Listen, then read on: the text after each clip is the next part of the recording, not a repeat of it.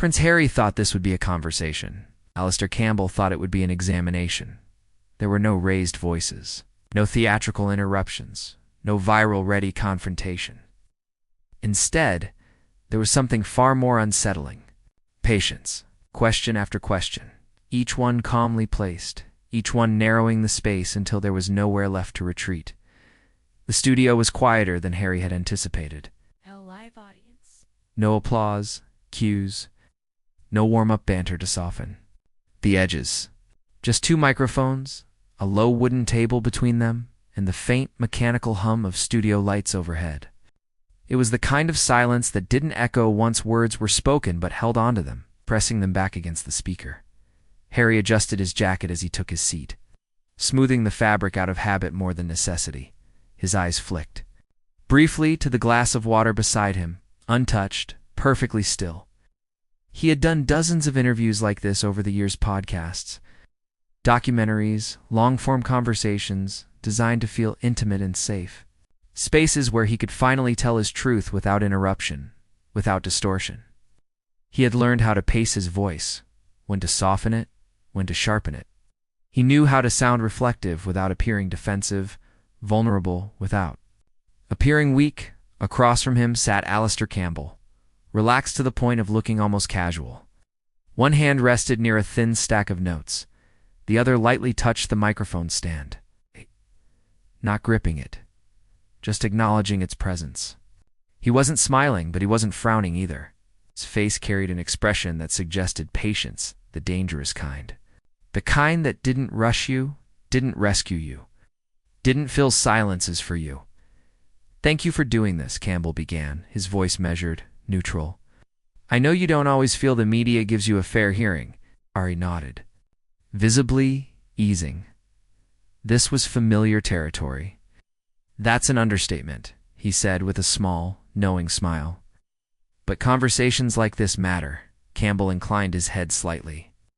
"They do," he said, "especially when influence and responsibility are involved."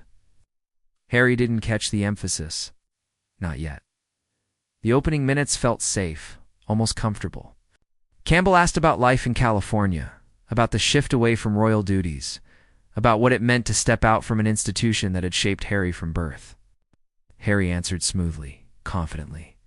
He spoke about trauma, about tabloid, cruelty, about the suffocating weight of expectation. His voice softened when he spoke about mental health, sharpened when he referenced the press. These were stories he had told many times before, honed by repetition, polished until they felt unassailable. Campbell listened, truly listened. No interruptions, no raised eyebrows, no counterpoints. Just silence after each answer. Harry filled. "I didn't leave because I wanted attention," Harry said at one point, leaning slightly forward. "I left because I wanted peace." Campbell nodded, jotting something down. "Peace," he repeated quietly. "That's an interesting word." Harry smiled faintly. "It's an important one." Campbell leaned back in his chair, the movement unhurried. "You've spoken often about stepping away from power," he said, "from the institution."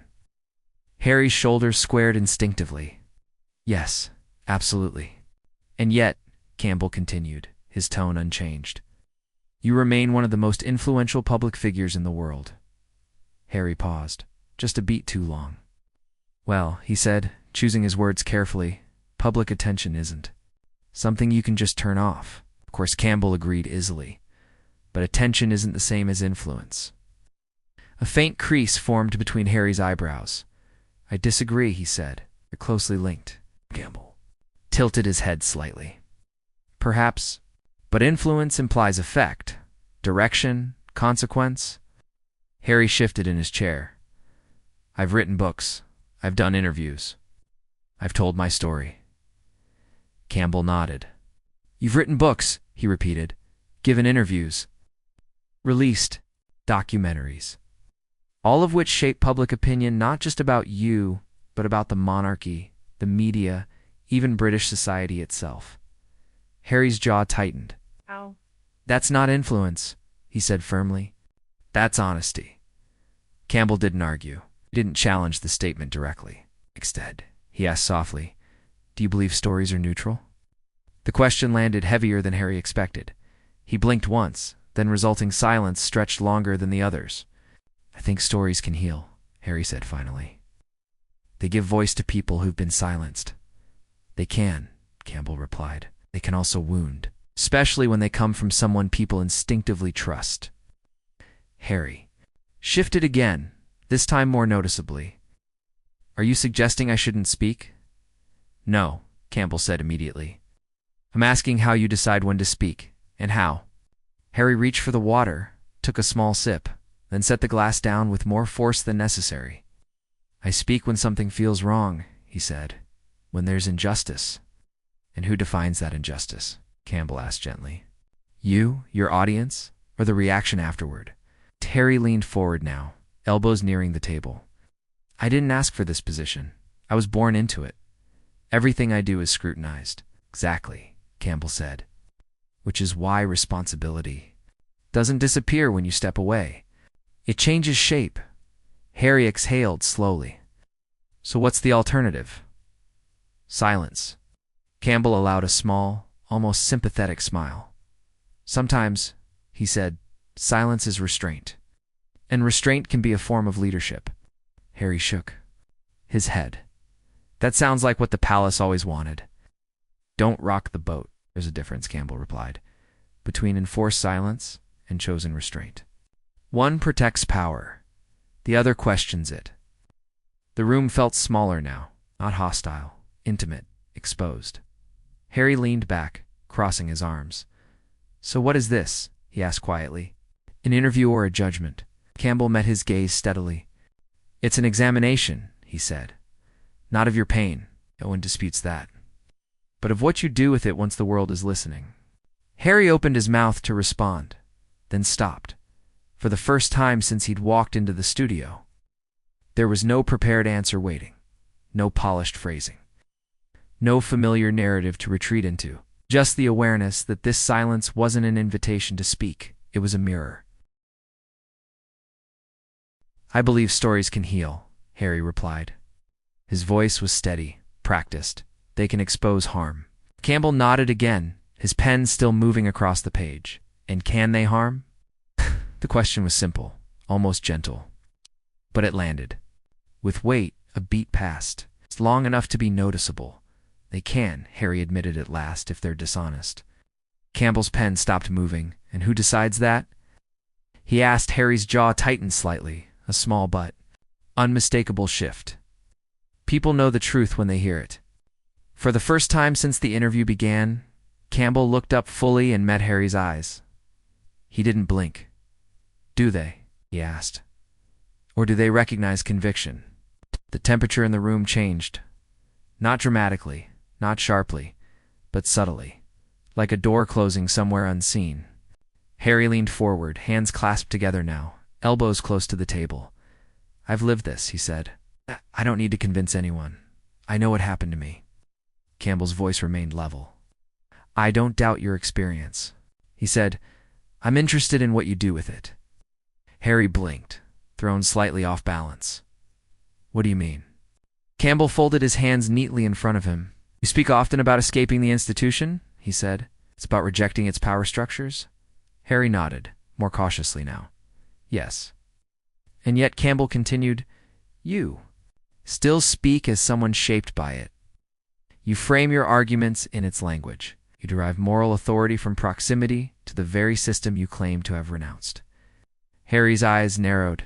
"That's unfair." Campbell raised a hand, slightly nod defensively.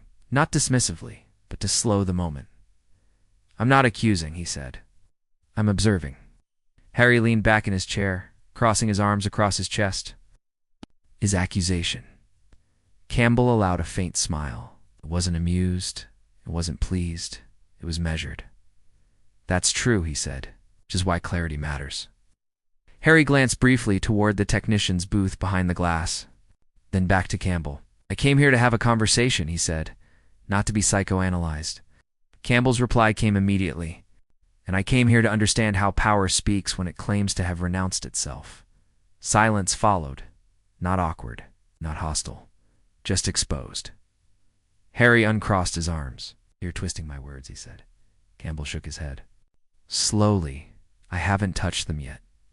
Harry swallowed. The microphones captured everything: the breath, the slight shift in his posture, the hairline crack in composure that might have gone unnoticed in a louder room. But this room didn't miss things. For the first time since the interview began, Prince Harry looked less like a guest and more like someone being examined. The silence stretched. It's long enough to become uncomfortable. Harry shifted in his chair again, this time less subtly. His fingers tapped once against the table before he caught himself and folded his hands together. He was used to interviews turning tense, but not like this. Not without raised voices. Not without headlines being thrown at him like weapons. This was different. Campbell hadn't raised his voice. He hadn't contradicted Harry outright. He hadn't even challenged his truth. He had simply waited. "Let me be clear," Campbell said at last, his tone calm, deliberate. "I'm not questioning your pain." Harry nodded quickly. "Good. I'm questioning the function of that pain in public discourse." Harry frowned. "What does that even mean?" Campbell leaned forward slightly, elbows resting on the arms of his chair. "You speak about trauma," he said. "You speak about accountability often in the same breath." Harry straightened. "As I should." "Possibly," Campbell replied. "But accountability usually runs in two directions." Harry's eyes narrowed again.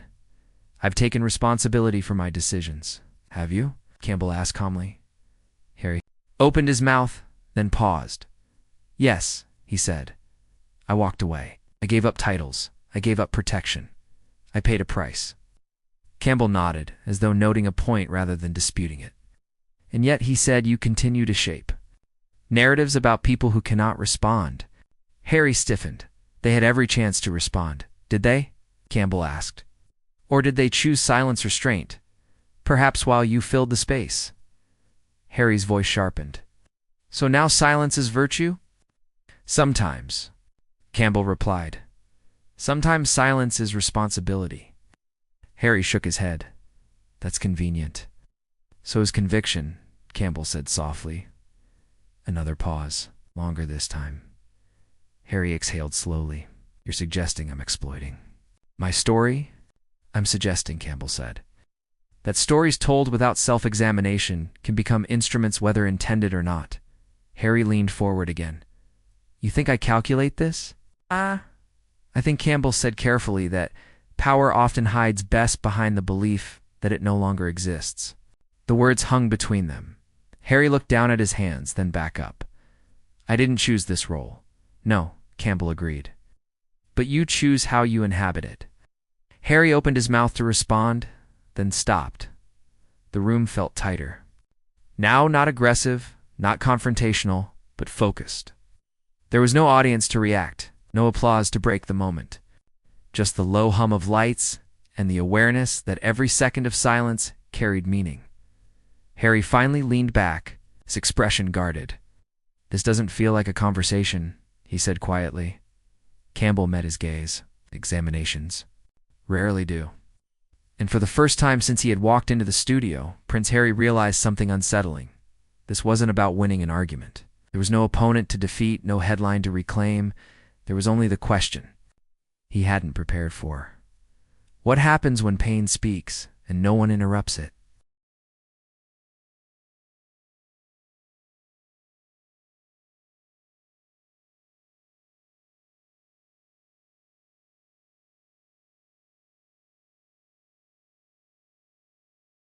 "No," he said firmly. "Because if I hadn't spoken, the truth would have been buried." Campbell raised an eyebrow, not dramatically, just enough to signal a shift. "Whose truth?" Harry's patience snapped, just slightly. Not an outburst. A fracture. "My truth," he said. "The truth?" Campbell leaned back in his chair, folding his hands loosely across his chest. "That's the moment narratives become dangerous," he said calmly. "When personal truth declares itself universal." Harry shook his head. "You're splitting hairs." "No," Campbell replied.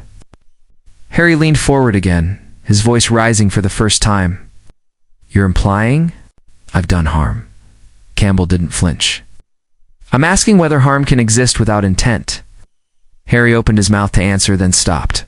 The response didn't arrive on command. That hesitation, brief but undeniable, changed the room. It wasn't dramatic. Didn't need to be. Campbell noticed it immediately.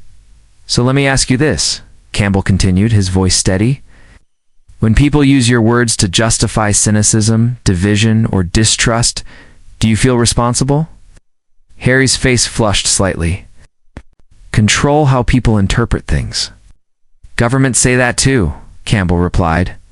Harry shot him a sharp look. That's not the same, isn't it? Campbell asked quietly. The silence that followed wasn't polite anymore. It was charged. Harry uncrossed his arms, rubbing his palms together as if grounding himself. You came into this with an agenda, he said. Campbell nodded once. Yes. Harry's eyes widened. And it's not what you think. Cow. Leaned forward again, voice low. My agenda is simple. To understand whether walking away from power absolves someone from its consequences. Harry stared at him. I didn't walk away to be absolved, he said. I walked away to survive. Campbell held his gaze. And now you're asking the world to survive your story. Harry stood up abruptly, then stopped himself, sitting back down with visible effort. The microphones caught his breath, sharp and uneven. I'm done being dissected, he said. Campbell didn't argue. Instead, he asked one final question, quiet, precise, almost gentle. Then why do you keep coming back? Harry froze, not angry, not defensive. Just still. For the first time since the conversation began, he didn't answer at all. The silence after Campbell's question didn't break naturally. It fractured. Harry shifted again, rising halfway before sitting back down, as if his body had moved before his mind could catch up. His jaw clenched. He looked past the camera for a brief second toward the producer's desk. The studio lights, anything that wasn't the man across from him. Because people keep asking, Harry said finally. His voice was steady, but the muscles in his neck betrayed him. Campbell nodded slowly. Do they? He asked. Or do you keep answering? Harry exhaled sharply. That's unfair. Campbell raised a hand, not defensively, but to slow the pace. No accusations, he said. Just sequence. Harry leaned forward again, gripping the edge of the table. You're turning this into something it's not, he said. This was supposed to be a conversation. It is, Campbell replied. Conversations become uncomfortable when they stop flattering us. Harry's eyes flashed. So you think I came here to be flattered? I think, Campbell said carefully, you came here expecting empathy. Harry laughed up. Tight, brittle sound. And instead, I got cross-examination. Campbell didn't smile. You got clarity, he said. That's often mistaken for hostility. Harry shook his head. You're doing what the media always does? Reframing, undermining, leaned in, his tone still controlled but firmer now. No, the media amplifies. I'm asking you to own the amplification. Harry's voice rose. I don't control the press. But you choose the platforms, Campbell replied. And you choose the timing. Harry slammed his palm lightly. Against the table just once, but enough to punctuate the moment. You have no idea what it's like, he said. Growing up inside that system. Being watched, controlled. Campbell met his gaze. I know what it's like to watch systems implode, he said. Often because those inside them confuse exposure with resolution. Harry scoffed. So now, you're saying I made things worse? Campbell didn't dodge it this time. I'm saying some wounds heal privately, he said. Others fester when they're turned into spectacle. Harry's face hardened completely. Oh, my life is not a spectacle. Campbell held his stare. Then why does it require an audience? The words landed like a slap. Harry pushed his chair back slightly. This is exactly why people don't trust commentators like you, he said. You sit outside judging. Campbell's voice sharpened for the first time. And you sit inside a global platform insisting you're powerless. Harry's eyes widened. That's not what I said. It's what you imply, Campbell replied. Victimhood and authority are not opposites, Harry. They can coexist. Harry stood up fully now. This is crossing a line. Campbell didn't move. Which line? He asked. The personal one nor the public one? Harry pointed toward the camera. This ends now. Campbell glanced briefly at the producer, then back at Harry. Before you go, he said calmly, answer one thing. You've asked enough. Just one, Campbell said. And not for me. Harry hesitated, hands gripping the chair. For the people watching, Campbell continued, if telling your story has become painful, why not stop telling it? Harry turned back, eyes blazing. Because silence protects the powerful. Campbell nodded. Speech protects the speaker. Harry opened his mouth to respond, but Campbell continued, pressing gently but decisively. So which one are you protecting now? The studio felt unbearably quiet. Harry's breathing was audible in the microphone. That's it, he said. You don't get to define my motives. I didn't, Campbell replied. I asked. You too. Harry shook his head, backing away from the table. This was a setup. You invited me here to tear me apart. Campbell remained seated. No, he said. I invited you to examine yourself. Harry reached toward the earpiece, fingers trembling slightly. I'm done. One last thing, Campbell said. I won't follow up. Harry paused. Campbell's voice softened again, but the words were sharper than anything before. When history looks back on this period of your life, do you want to be remembered as someone who escaped the institution or someone who never stopped fighting it from the outside? Harry froze. For a split second, the performance dropped. Completely. And in that silence, the question remained unanswered. It flickered across Harry's face for less than a second, so quickly it might have been missed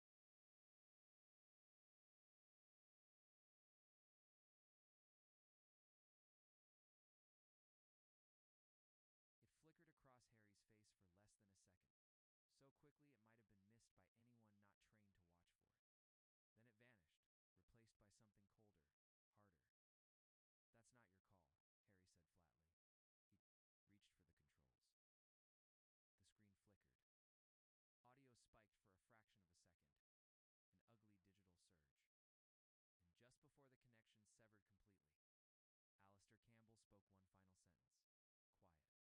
colder, harder. That's not your call, Harry said flatly.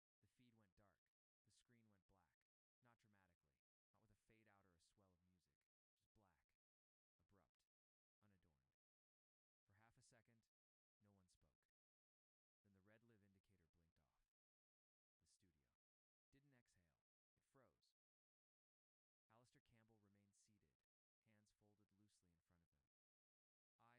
reached for the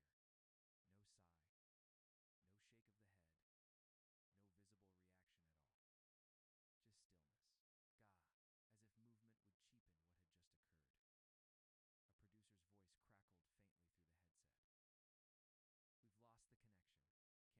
The screen flickered. Audio spiked for a fraction of a second, an ugly digital surge. And just before the connection severed completely, Alastair Campbell spoke one final sentence.